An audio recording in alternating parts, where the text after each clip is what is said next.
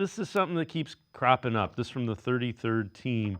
6 NFL coaches that are on the hot seat after a brutal 2024 season. They say Kevin Stefanski is one of them. Kevin Stefanski, firing him would be a massive mistake for the Browns' 2-time Coach of the Year, winning record through 5 seasons and 10 different starting quarterbacks. Browns finally have someone who is a quality problem solver and can be a settling presence for a decade or two. They also list Doug Peterson, Matt Eberflus, Brian Daboll, Mike McCarthy, and Zach Taylor from the Bengals on that list. Not a list you want to be on, G. Bush, if you are a head coach. So welcome in Garrett Bush, 92.3 The Fan, as well as the Ultimate Cleveland Sports Show.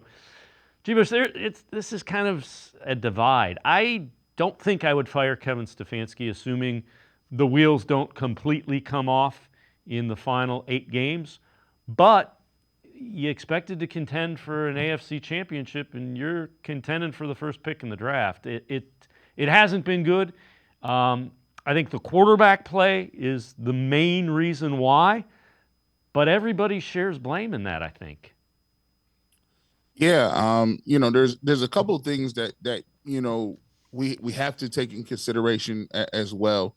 So Kevin Stefanski's been here 5 years. He has not had back-to-back winning seasons.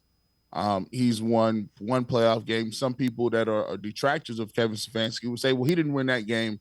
It was a COVID game and he was at home with the rest of us.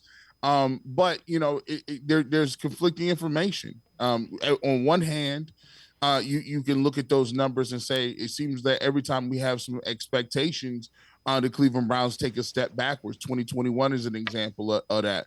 Last year he came out and had a year where all those quarterbacks played for him and they went to the playoffs.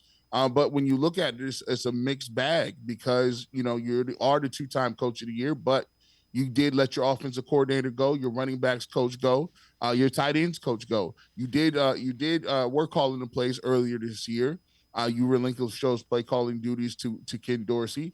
Offense does not look good. Deshaun Watson did not look good in this offense. And, if you listen to Andrew Berry, everybody was on board with the decision to move on from Baker Mayfield, which some could say that's a mistake.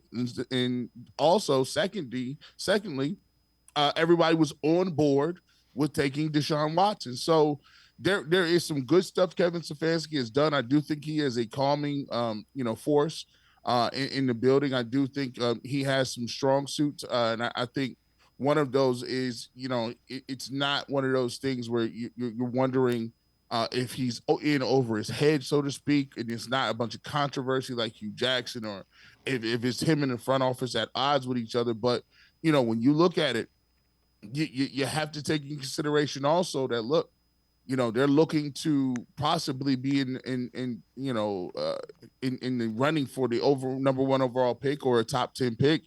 And chances are that pick is a quarterback. So you have to evaluate, is Kevin Stefanski the right person, the right offense, the right offensive mind, and the right person to get the quarterback to be able to play at a certain type level. So there's some good things, there are some bad things, but when you're 2-7, that's just the nature of the beast. That's what the business is. 2-7 means it ain't good enough. Not enough playoff wins, not enough division titles. And that's just part of the game when you have expectations.